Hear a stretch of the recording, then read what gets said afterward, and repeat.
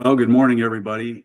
This is the episode 3, November 17th, 2023 version of Beyond Bound. This is our professional development segment we do each week for ADs and coaches by ADs and coaches. And just a reminder of a couple of things we like to do as a part of these. We offer a unique professional development series for ADs and coaches.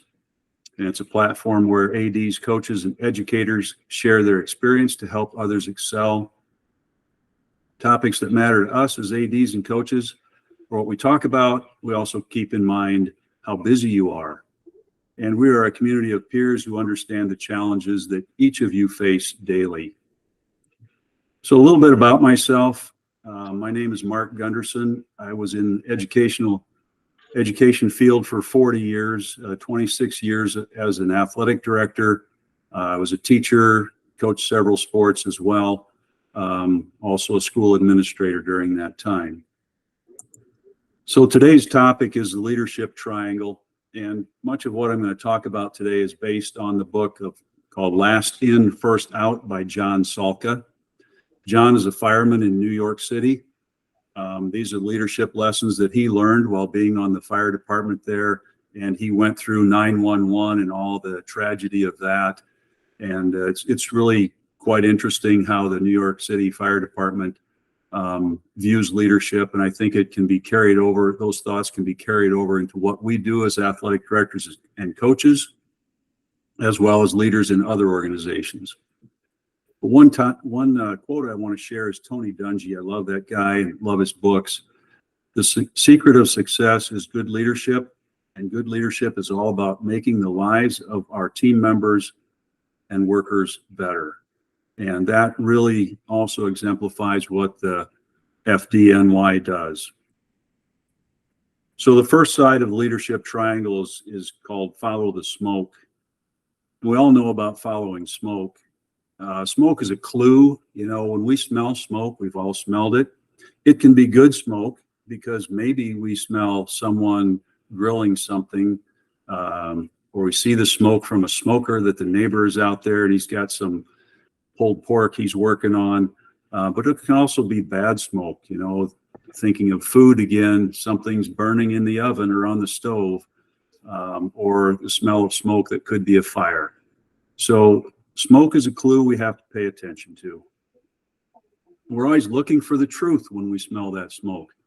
We follow it. We find out, well, what is that smell? What is going on? We're always looking for the truth. As leaders, we got to be doing this. And the more information, the better. When you smell smoke, you don't just sit back and do nothing. You follow it. You go to it. You gather information. Is it good? Is it bad? Is it safe? Is it dangerous? Is it harmful? All of those things, we try to gather that type of information.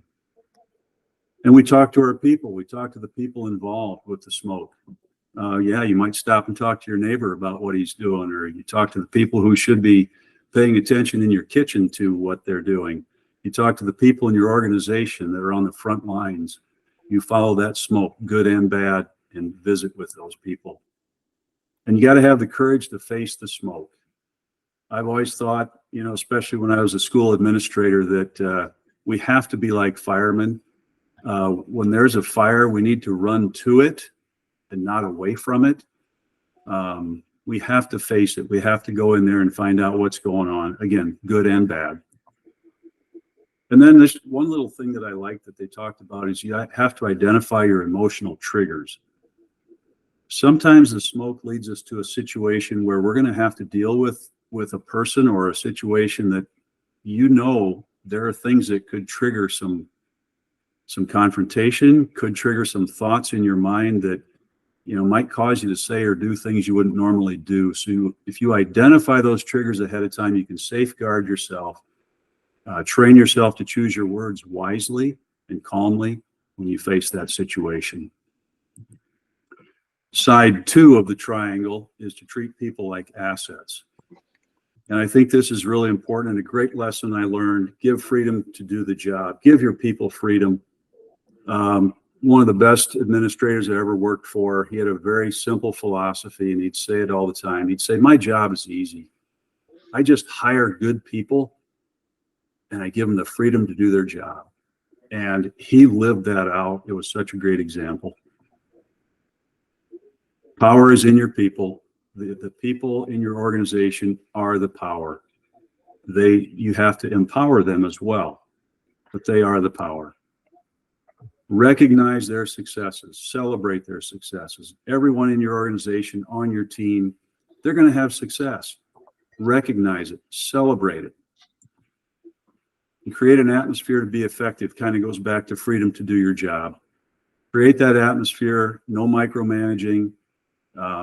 Let people know that you're going to be successful, you're going to be effective because of the way the culture is in our organization. Provide them with strong leadership. You as the leader, walk with them, mentor them. And then you've heard this before, get the people in the right seats on the bus. You go back to the coaching thing. You don't take your 5'6", 130-pound kid and put him in the defensive line at the varsity level. He's not going to be effective. You do that with all of your positions within your organization. Get people in the right seats on the bus. Give them the tools to be effective. Third side of the triangle is to develop leaders at all levels. I really like this. I think this is pretty cool. Too many cooks do not spoil the soup. An organization, a team, should not just have one leader. Many leaders make the job easier for everybody. And this is important too. People who think of themselves as leaders are often more engaged in the process that you're working toward, the goals you're working toward. And everybody can be a leader in their role. As coaches, we've all said it to kids on our teams. Hey, just be an all-star in your role. The role we give you, be an all-star in that role. Well, I think this book is telling us that everyone can be a leader in that role, just like being an all-star. Kind of similar thinking there. And then again, have constant contact, teaching, listening, and modeling. Do that for everyone, and then expect that from them as well. So there's a quick summary of the New York Fire Department leadership triangle. Follow the smoke. All people are assets, and develop leaders at all levels of your organization. Everyone can be a leader. Discussion and thoughts. Todd, we'll go with you first today. Thanks, Mark. That's a great book. I got to get that.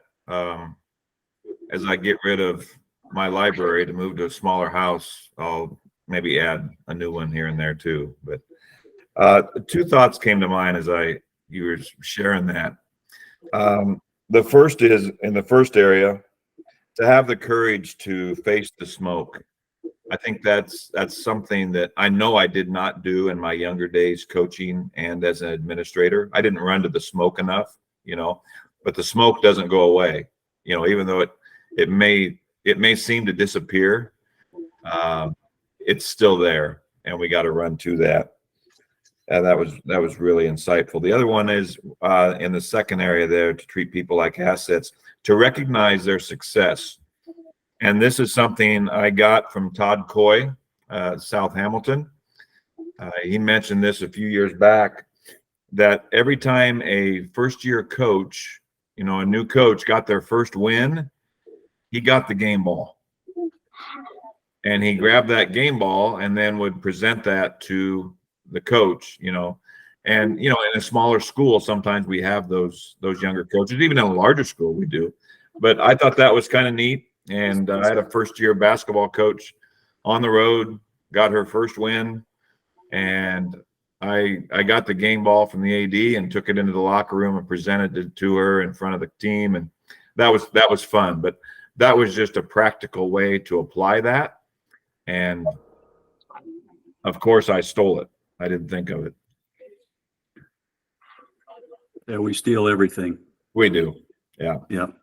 Joey, you got anything?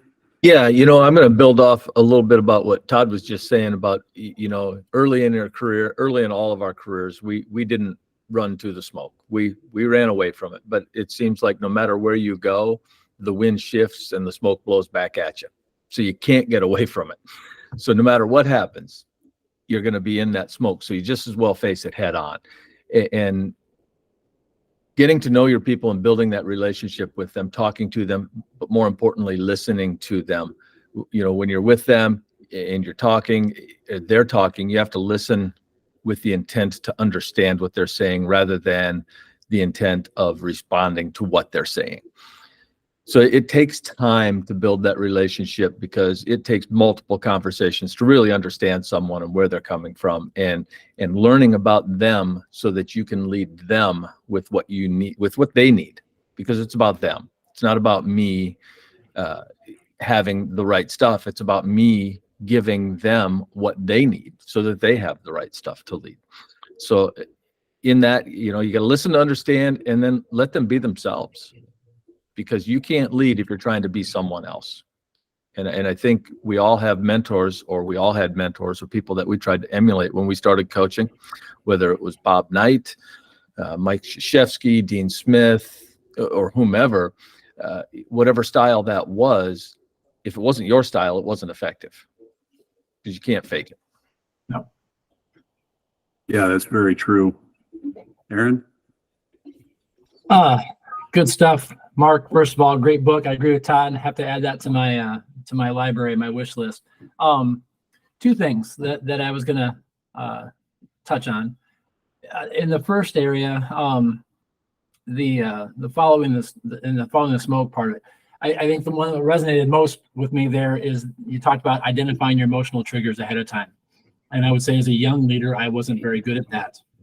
I didn't recognize that, hey, I'm walking into something here that I may not agree with. I may not like the way it went. I might not appreciate the people who are involved in this because of past confrontations and things like that. And I didn't put enough thought into those things walking into a situation when I had the opportunity to. Sometimes you don't. Sometimes you just have to go into it and it's just so emergent. You can't do that. But when you have the opportunity, and I didn't do that very much, and I learned as a leader, I still didn't get very, some would say, Stecker, you never learned that lesson, but I think I got better at trying to keep my emotions in check as I walked into a situation and understand this might not go the way I want it to go, or that I might not see things here I like, but I can't fix that part right now. All I can do is try to see what's causing the smoke and try to remedy that, and then we can come back around to why we had smoke in the first place later. That's not the time, and I wasn't very good about that. So I think that's a great point. I was trying to think here because we didn't really hit that third side very much. I like the everyone can lead in their role part. We could hit on that, but I'm going to come back to the freedom to do your job part on that second side of people treating people like their assets. I think a lot of people get into leadership or think when they get into a leadership role, they're going to it's telling people what to do. And it isn't telling people what to do. Leadership is about, I found, and I try to really focus on, it's building a culture that your people believe in, buy into, and then they're going to go lead in that mold. I spend a lot of time, people say, well, what'd you do with your basketball coach or your baseball coach, or what kind of conversations did you have with them to help them be successful? I said, I never told any of those guys what to do or how to coach. We did have a lot of culture conversations about who we are, what we're about, what impact and influence we want to use our platform for, to influence the young people that we're charged with leading. But man, I just didn't have a lot of conversations with them about how to run their program. We worked hard on building culture. And that's how you give people the freedom to lead how they want to lead. You set the culture framework and get them to buy into it, and however they choose to run their program will fit within what you're trying to accomplish if you set the culture right. So put your energy there, not telling people what to do, but getting them to buy into your vision and your culture that you're looking for. Yeah, very good. Very good. Mark, Any other thoughts? yeah, I'll tap into just that third point a little bit, develop leaders at all levels, because it reminded me, I cringed a little bit because, at all but at one place when I was in Des Moines, I was a 712 AD. and I know I did not develop middle school coaches as well as I should have. You know, I think I probably tapped into well, I'm the AD, and then my head coaches and their sport or assistant ADs, it's their job to filter that down. That was a cop out. I should have been more intentional developing leadership at the lowest level, at that middle school level. And I think that was something I wish I could change. If I could go back, you know, you'd say, what could you change if you were back? I'd be more intentional at the middle school, because you've got so many young coaches there. And are we developing them into future varsity coaches? Or I think my philosophy was, the first thing that comes to mind, don't screw up with 7th graders. Just don't screw this up. You know, just so I didn't do a good job with middle school coaches. And I think I know I could have done better with that. I can agree with that, Todd. I feel the same way. And I think sometimes our time constraints in our jobs causes us to do that, but that's also a cop-out. Should have spent more time with some of the younger coaches, you know, and sometimes they developed into leaders in spite of my absence, you know. So yeah, we do have a little hope in humanity once in a while when they develop, even if we didn't nurture them as we should have. So any other thoughts? We'll wrap it up otherwise. Well, The you last said thing I put on, go ahead. oh, Aaron. go ahead, Mark. Sorry. No, I was just going to wrap up. You finish here. Well, you guys said if I don't use the follow-up opportunity today, then I'll lose it. So I'm going to use it. To come off what Todd was saying there, I just want to share a conversation I had as an example of that. So, had a head sophomore football coach who was really aspiring to be on the Friday night, you know, on the varsity sideline on Friday nights, and was getting frustrated that he wasn't moving his way there. But he's our head sophomore football coach and was very, very effective at being our sophomore football coach. We were near a 100% retention from sophomore to varsity football. And he's just a fantastic coach. Now he's turned into be a great head coach at the school he's at. He's actually dabbled a bit in the AD role, but wants to stay more as teacher or coach. And so he's going to give the AD spot up and just focus on coaching and teaching. But he was really frustrated. One day I just told him, I said, Coach, I said, here's the deal. I see you as a number 2 person in the program. You are a leader. Our program isn't where it's at without you. And he kind of gives me that look. I said, hey, the head coach sets the culture for the whole program. I said, but you talk about wanting to be you want to be offensive coordinator at the varsity level. That's the next move you want to take. Well, our offensive and defensive coordinators at varsity level don't have the tools to work with if our sophomore coach isn't leading the program the right way and running everybody off. So we don't have a varsity program without an effective sophomore head coach. You are a leader in the program because we're successful there, because you're successful here teaching kids to love football and love the process of football. And that's why you're so valuable to our program. Stayed our head sophomore coach for 4 more years before he moved on to another job in another school. So I don't know if that had everything to do with it, but that's the kind of conversation I think you're talking about, Todd, is do we take time to make sure they understand how valuable they are in leading at the role they're in and how important that is. Good example, Aaron. That's really good. That summarizes a lot of that. Appreciate that. The quote on that last slide there says, "Make it a great day or not, the choice is yours." That I love to use that because that favorite administrator that I talked about earlier in the presentation would say that every day when he'd read the announcements at school, but he'd also say that to kids in the hallway, to coaches, to friends, and he lived it. I mean, he lived it. And I think we have to live that too. We can make a great day, make every day a great day or not. And we can do that as a leader. So appreciate everyone's contributions today, and we will see you on the next go around. Thanks, Mark.